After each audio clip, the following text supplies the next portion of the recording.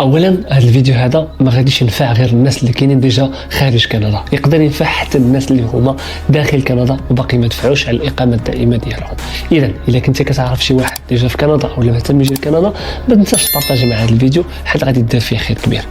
البرامج اللي كاينين بزاف، ولكن كاينين ثلاثه اللي هما رئيسيين. كاين لونطري اكسبريس او لا الهجره السريعه، وكاين بي ان بي اللي هي بروفانسيال نوميني بروغرام، واخر حاجه كاين الفاميلي سبونسرشيب.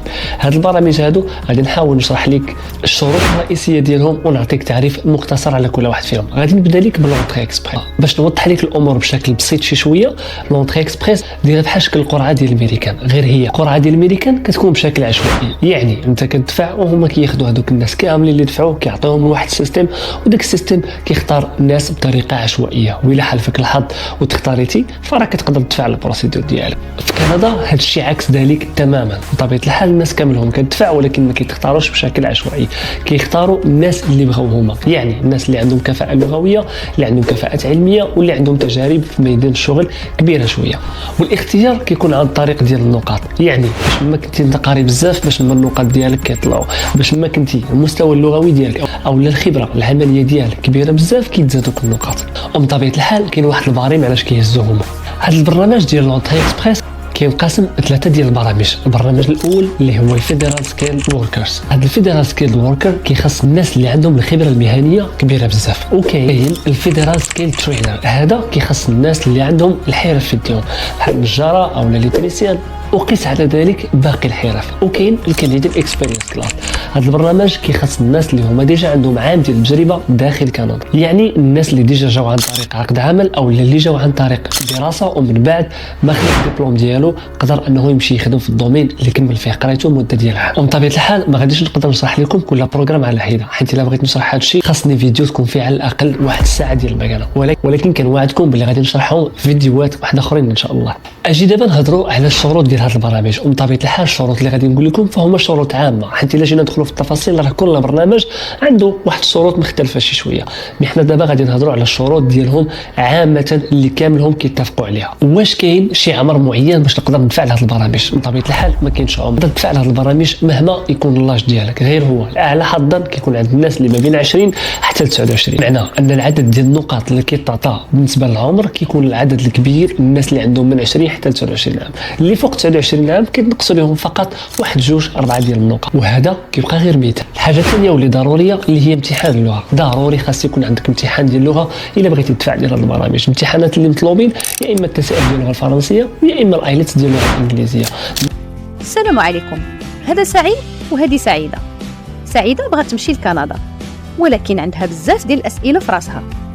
كيفاش غادي تلقى مدرسه، وشحال غادي تخلص، وكيفاش تواصل مع المدارس والجامعات ولكن سعيد عنده ليها الحل. اليوم مع zagosolution.com غير بكليك حلمك غادي يولي حقيقه بين يديك. نقدروا نقادوا لكم السي في ونقلبوا لكم على احسن المدارس وبافضل تكلفه، ونتبعوا معكم جميع مراحل التسجيل. وملي تكون جاي بكل فرح وسرور نستقبلوك في كندا ونقلبوا معاك على السكن ونرافقوك بجميع الخدمات اللي غادي تحتاج لها في ايامك الاولى. وما تخافش من مشكل اللغه، zagosolution.com غادي توفر لكم دي كور اكسيليري اي اون لين في الفرنسيه وفي الانجليزيه، وراه ممكن نوجدوا معاك حتى الTCF والايلت. ما عليك غير تدخل www.zagosolution.com واختار السيرفيس اللي بغيتي وخلي لنا سميتك والرقم ديالك، والبقيه علينا حنا.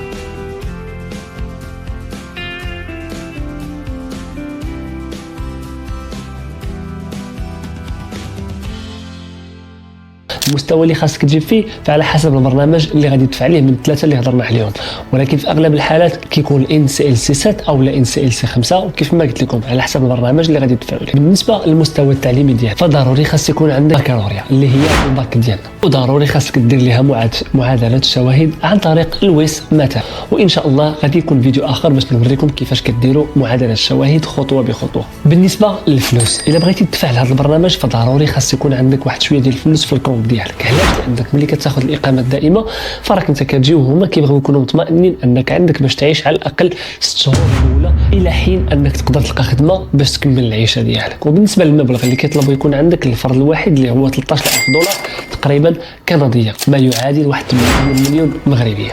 هذا الرقم هذا ما كتحتاج تعطيه حتى شي واحد، كتحتاج فقط تخرج غولفي بونكير اللي كيبين انه عندك هذاك المبلغ. بالنسبه للخبره العمليه فضروري تكون عندك سنه واحده ديال التجربه، والتجربه ضروري خاصها تكون داخله في التير 0 1 2 3. وبالنسبه لكيفاش تحسب النقاط ديالك خلوا لي في كومونتير الا بغيتو ندير لكم فيديو على الطريقه اللي تقدروا تتبعوها باش تعرفوا شحال ديال النقاط عندكم بالضبط واشنا هو العدد ديال النقاط اللي كيهزوا عليه. دابا غادي ندوزو للبي ال بي اللي هي بروفانسيال نوميني بروغرام. هذا البرنامج شويه مختلف على الاكسبريس انتري. علاش؟ لان الاكسبريس انتري كتكون على مستوى الفيدرال، يعني على مستوى الحكومه الكنديه من الفوق كاع. اما البي ال بي فهي كتكون عن طريق المقاطعات، يعني ان كل مقاطعه عندها برنامج بي ال بي خاص بها، ويمكن لك كذلك تقدم له عن طريق البروفيل لونتري اكسبريس ديالك، او لا يمكن المقاطعه تختار من البروفيل لونتري اكسبريس ديالك. وإلا حالفك الحظ واختارتك واحده من المقاطعات او لا المقاطعه اللي انت دفعتي ليها قبلك فراه غادي تزادك 600 نقطه. وإلا تزادتك هاد 600 نقطه كون على يقين انك اختاريتي. بالنسبه للبي ال بي كيفاش كيختاروا؟ كما قلت لكم كل مقاطعه عندها البرامج ديالها وعندها الاحتياجات ديالها. فالمقاطعه كيكون عندها واحد النقص في العمل، مثلا كاين المقاطعات اللي خاصهم الانفيرمية، فاشنو كيديروا؟ كيمشيو يقلبوا في لونتري اكسبريس على الناس اللي عندهم تجربه في الانفيرمية وكيختاروهم من تما. وإلا اختاروا كما قلت لك فراه كيزيدوك 600. وبطبيعه الحال اللي كيختاروك فكيطلبوا منك تبعث لهم واحد الوثائق، يقدروا يطلبوا منك تصيفط لهم المستوى الدراسي ديالك، الشهادات اللي كتثبت الخبره ديالك في هذاك الميدان، والمستوى اللغوي ديالك حتى هو. ومن بعد هما كيديروا البروسيس هذاك الدوسي ديالك، وملي كيلقاو بان داك الشيء اللي عندك متطابق مع داك الشيء اللي خاصهم هما فهنا كيمنحوك هذيك الشهاده اللي كتسمى البي ال بي نومينيشن. وملي تبغي تدفع البي ال بي نصحك نصيحه هو انك تقلب في كاع المقاطعات وتشوف البرامج ديال كل مقاطعه، وتشوف المقاطعه اللي كتقلب على داك الشيء اللي عندك انت بالضبط واللي غيكون عندك فيه حظ اكبر عاد باش تقدر دير. طبيعه هذه المقاطعات كتشترط عليك انها باش تعطيك النوميناسيون خاصك ضروري تبقى ساكن عندها في المقاطعه ديالها ما يقارب واحد المده ديال عام حتى العامين. وإلا كنتم مهتمين ان ندير فيديو اخر نشرح فيه برامج ديال البي ان بي ديال مقاطعات معينه خليوا لي في كومونتير المقاطعات اللي غتكونوا مهتمين بها ونقدر ندير لكم فيديو نشرح فيه التفاصيل عليه بالضبط. اخر برنامج اللي هو الفاميلي سبونسرشيب، وهنا غنقدر نجبد الصداع بزاف ديال الناس اللي كاينين في كندا.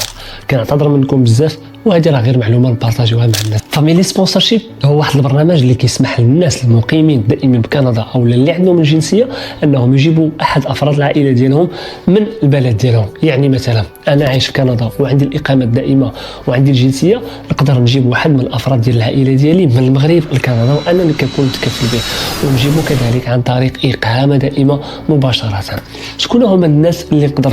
اول واحد نقدر نجيبهم هي مرتي، الا كانت مراه تقدر تجيب راجلها، هادشي شي حاجه باينه. ثاني واحد نقدر نجيبهم هما وليداتهم بطبيعه الحال. الا كانوا ولادك عندهم اقل من 22 عام وكيعتمدوا عليك انت بشكل كبير من الناحيه الماديه فراه عندك الحق انك تجيبهم ودير لهم الكفاله وتجيبهم عن طريق الاقامه الدائمه. ثالث واحد تقدر تجيبهم هما والديك والاجداد ديالك. السؤال اللي يقدر يجي لك في بالك هنايا هو واش نقدر نجيب خويا او لا واش خويا يقدر يجيبني.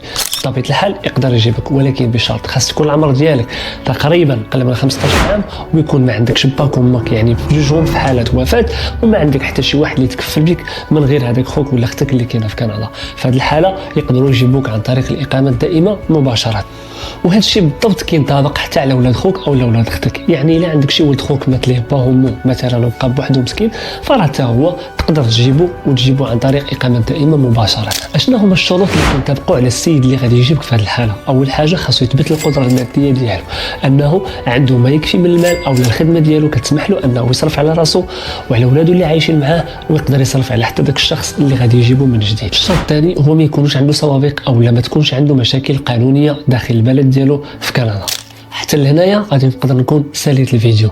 ما ننساش نقول لكم الا كنتم مهتمين او لا عندكم اسئله في هذا الخصوص ما تنساوش تخليهم لي في لي كومونتير. الحاجه الثانيه اللي بغيت نذكركم بها بان هذا الفيديو هو ماشي معلومه قانونيه وما كيستثنيش وما كيبخش من العمل ديال مستشار الهجره. فإلا عندكم اسئله قانونيه بهذا الخصوص ما ترددوش انكم ديروا استشاره مع مستشار قانوني معترف به من وزاره الهجره في كندا. ومن بين الاختيارات اللي نقدر ننصحكم بها هو انكم تدخلوا الموقع ديال زارو سوليسيون. تما غادي تلقاو جوج ديال المستشارين مستشارين معترف بهم من وزاره الهجره الكنديه، والاستشاره كتكون باللغه اللي نتوما كتختاروها. كاينه اللغه الانجليزيه وكاينه اللغه العربيه. ما عليك غير تختار شنو بغيتي وتخلص عن طريق الموقع من طبيعه الحال، وهنا غادي تكون ما بين ايادي امنه. وإلا كنتي مهتم بانك دير استشاره قانونيه وكتقلب على مستشار هجره معترف به، نقدر ننصحك انك تدخل الموقع زارو سوليسيون اللي كيوفر لك جوج ديال المستشارين معترف بهم. اختار الواحد اللي بغيتي، وهكا غادي تلقى راسك مباشره مع المستشار اللي انت اختاريتي وتقدر تسولوه الاسئله اللي بغيتي. حتى لهنا غادي نقول لك تهلا ليا، وما تنساش موعدنا الاسبوع الجاي في نفس الوقيته، والفيديو غادي يكون على طريقه كيفاش توجد الدوسي ديالك للهجره الى